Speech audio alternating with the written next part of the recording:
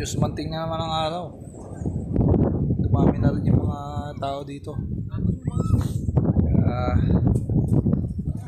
Tapos may naglalaro na rin mga itim doon, mga Jamaican yata to, mga lokal dito. Kami doon sa show kasi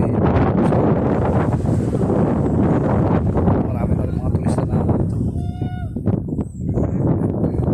Nauna ko naman yung dalawang kasama ko doon kasi nga para halininan.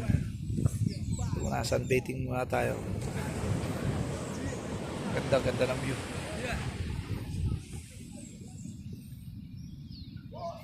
Tapos maganda rin, malamig yung tubig dun.